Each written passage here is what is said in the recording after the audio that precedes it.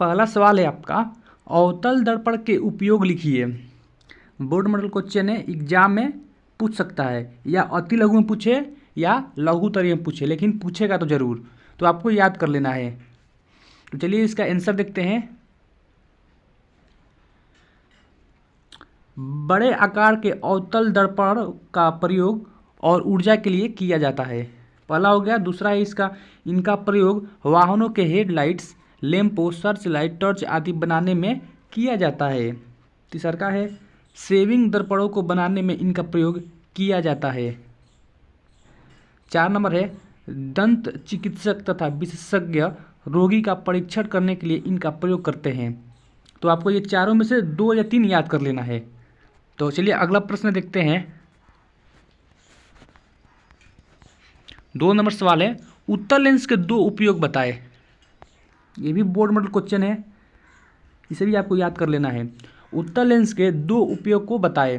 तो उत्तल लेंस के 2 उपयोग इस प्रकार हैं। पहला है, नेत्र से दूर दृष्टि दोष को सुधारने में उत्तल लेंस का उपयोग होता है। दूसरा का है, छपाई के छोटे छोटे अक्षरों को पढ़ने में उत्तल लेंस का उपयोग होता है। दोनों आपको याद कर लेना है, अति लघु में पूछ सकता है। अगला प्रश्न देखते हैं। 3 नंबर सवाल है, उत्तल लेंस को अभिसारी लेंस क्यों कहा जाता है? यानी उत्तल लेंस को अभिसारी लेंस क्यों कहते हैं? तो इसका आंसर देख लीजिए।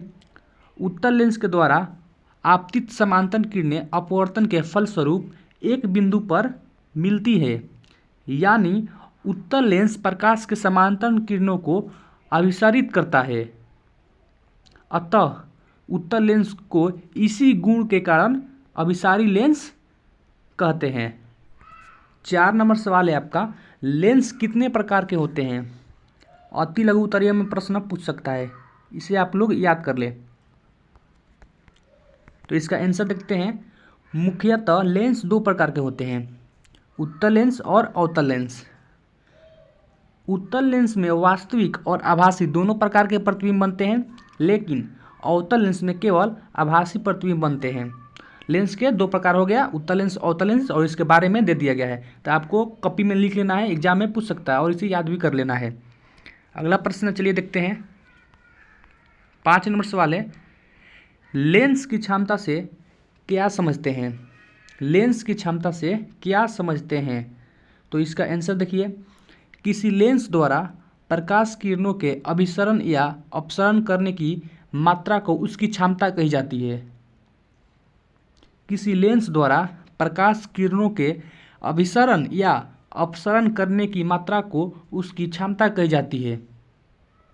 लेंस को क्षमता डायोप्टर में मापी जाती है, यानी लेंस जो होता है उसको क्षमता डायोप्टर में मापी जाती है।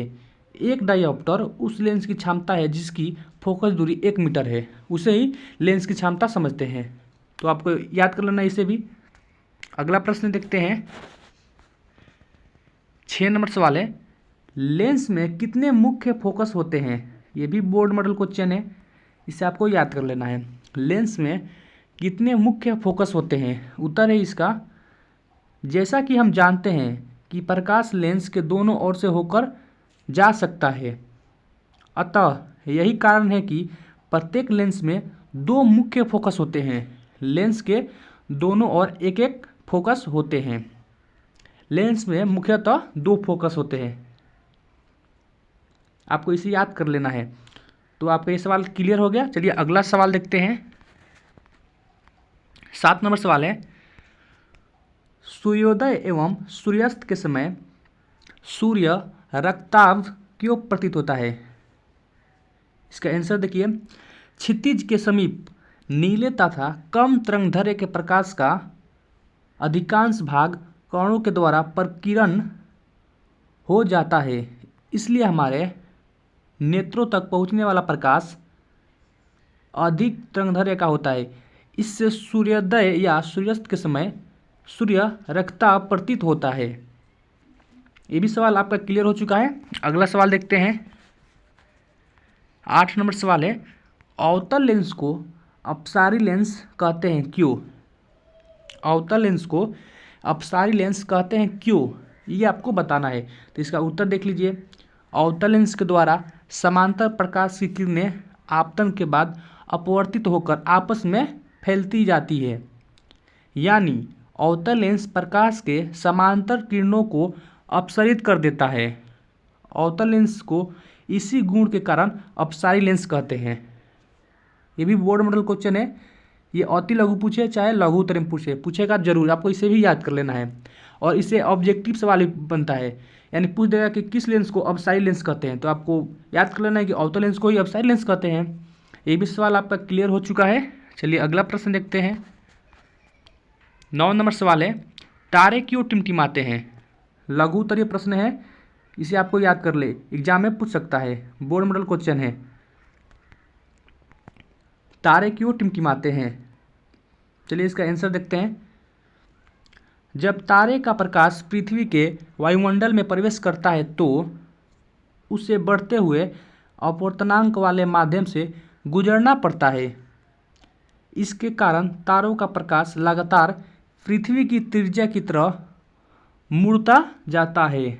माध्यम के अपवर्तनांक में अनियमित उतार चढ़ाव होते रहते हैं, जिसके कारण तारों का प्रकाश कभी हमारे आंखों तक पहुंचता है और कभी नहीं पहुंचता है।